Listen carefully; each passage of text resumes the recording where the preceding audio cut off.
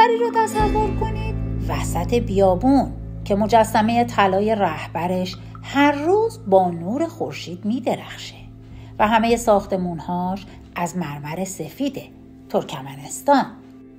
اما پشت این ویترین انتقاد عمومی تقریباً جایی نداره و اعترافات اجباری و ناپدید شدن مخالفان در گزارش‌های بین‌المللیش ثبت شده. تو دوره‌های هم تلاش شده کتاب نوشته رهبر به شکل نمادین جایگاه معنوی پیدا کنه. این ترکیب سیاست، نمایش و تقدس فضای نقد رو محدود میکنه و تصویر متفاوتی از واقعیت زندگی مردم ترکمنستان رو میسازه.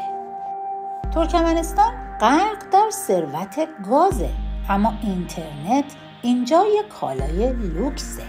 با من باش تا انتهای ویدیو تا واقعیت‌های زندگی مردم ترکمنستان رو ببینیم. ترکمنستان وسعتی در حدود 491,000 کیلومتر داره و جمعیتش نسبت به این وسعت فقط 7 میلیون نفره. این کشور تو آسیای مرکزی قرار داره و یکی از بیابان‌های معروف دنیا به نام قره‌قم رو داره و با ایران، افغانستان، ازبکستان و قزاقستان هم مرزه.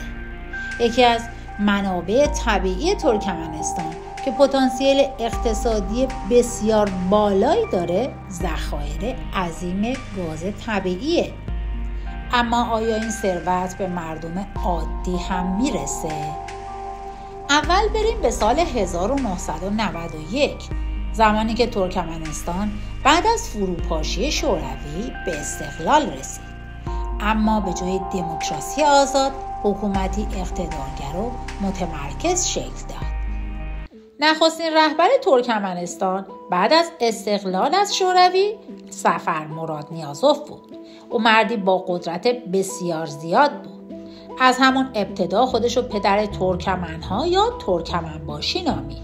نیازوف کتابی با عنوان روحنامه یا روحنما نوشت که ترکیبی از باورهای اخلاقی، فرهنگی، افسانه، شعار و هویت ملی بود. کتاب روحنما به سرعت تبدیل شد به مرجع اصلی درسی و مذهبی و اداری فرهنگی. مدارس، دانشگاه‌ها، ادارات و حتی آزمون گواهینامه رانندگی یا حتی استخدامی هم همه ملزم به دانستن و امتحان دادن اون بودن. نیازوف ادعا می‌کرد کسانی که 3 بار کتاب روحنما رو بخونن بهشت در انتظار اوناست.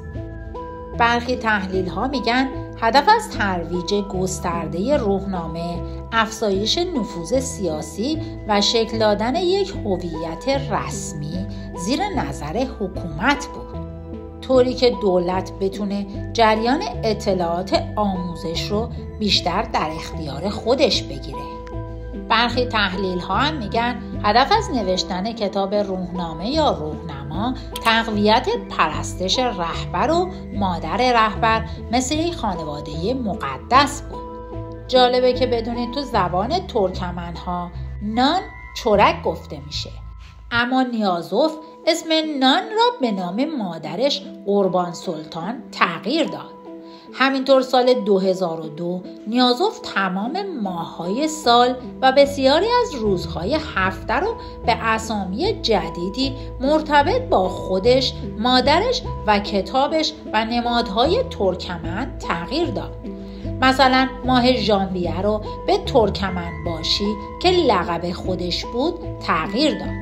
ماه آوریل به قربان سلطان یعنی نام مادرش تغییر پیدا کرد و ماه سپتامبر به نام روحنامه. اما در سال 2008 که نیازوف درگذشت این تغییرات رو دولت جدید ترکمنستان به حال قبل برگرداند. اما اگه فکر میکنید دولت جدید و رئیس جمهور جدید بعد از نیازوف راه نیازوف رو ادامه ندادن، باید حتما بقیه ویدیو رو ببینید.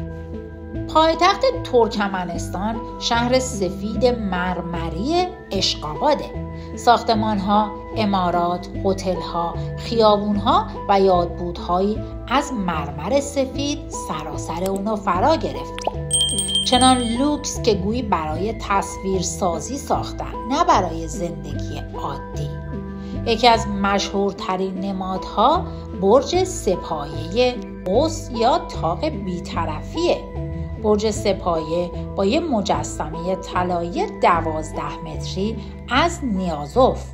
این برج طوری طراحی شده بود که مجسمه نیازوف که از طلا بود در طی روز بچرخه و همیشه به سمت خورشید بایسته. این برج سه‌پایه توسط یک شرکت خارجی با هزینه‌ای تقریباً به مبلغ 12 میلیون دلار ساخته شد که البته بعد از تغییر حکومت نیازوف در سال 2010 اون مجسمه و برج از مرکز شهر برداشته شد و به حومه منتقل شد. علاوه بر اون سازه‌های دیگری در قالب هتل، ساختمان‌های لوکس، بناهای دولتی و خصوصی ساخته شد که تنها اقلیت محدودی ممکن بود از اون بهره‌مند بشن. اگه تا اینجای ویدیو همراه من بودی، ویدیو رو لایک کن تا بریم سراغ زندگی واقعی مردم در ترکمنستان. در ترکمنستان با وجود ثروت نفت و گاز و سازه‌های لوکس، بسیاری از مردم ترکمنستان از حقوق و درآمد پایین رنج میبرند. زندگی ساده، محدودیت در خدمات عمومی و نبود آزادی واقعی نمونه‌هایی از اونه. گزارش‌ها حاکی از اینه که توی ترکمنستان آزادی بیان، رسانه، دین و مذهب همگی به شدت محدود شدن.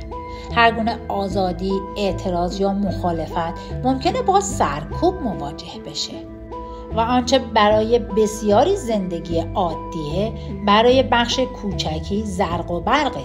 تضادی که محور اصلی روایت امروز ما از ترکمنستانه. در گزارش‌ها اومده که ترکمنستان با اینکه کشوری با ثروت عظیم از گاز طبیعیه، بیشتر مردم زندگی روزمره‌شون با فقر و بی‌ثباتی درآمد و کمبود امکانات همراهه. بعد از کاهش صادرات گاز و بحران اقتصادی در ترکمنستان تو سالهای اخیر، دولت که زمانی آب و برق و گاز رو رایگان یا ارزون به مردم میداد، دیگه نتونست تأمین معیشت عمومی رو تضمین کنه و میزان تورم انقدر بالا رفت که بسیاری از گزارش‌ها میگن مردم ساعت‌ها مجبورن در صف نان، روغن یا اقلام کمکی حکومتی بمونن و گاهی با دست خالی به خونه‌هاشون برمیگردن. سیستم سلامت عمومی و بهداشت هم وضعیت مناسبی نداره. تعداد تخت بیمارستان‌ها و مراکز درمانی به شدت کاهش پیدا کرده. درمان روستایی تقریباً از بین رفته و امکانات کمه. پرسنل پزشکی هم بسیاریشون اخراج شدن و دسترسی به مراقبت‌های پزشکی برای بخش بزرگی از مردم تقریباً غیر ممکنه. ترکمنستان کشوری با ثروت طبیعی گازه، اما در زندگی روزمره مردم بسیاری در شرایط معیشتی دشوار هستند.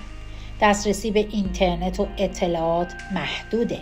درآمد و فرصت شغلی کمه. در عوض دولت ترکمنستان میلیاردها دلار صرف ساخت سازه‌ها و مجسمه‌ها و نمادهای باشکوه و طلا کرده. این هزینه‌ها و سازه‌های نمایشی برای تصویرگرایی جهانی بوده، نه برای بازسازی یا رفاه عمومی. نظر شما در ارتباط با ترکمنستان چیه؟ و فکر میکنید چرا ترکمنستان به اینجا رسید؟ لطفاً برام کامنت بذارید. همینطور اگه ویدیو رو دوست داشتید اونو لایک کنید و مطمئنم که نمیدونید توی یمن چه خبره. پس همین الان روی ویدیوی یمن کلیک کنید، ببینید و نظراتتون رو برام بنویسید. متشکرم.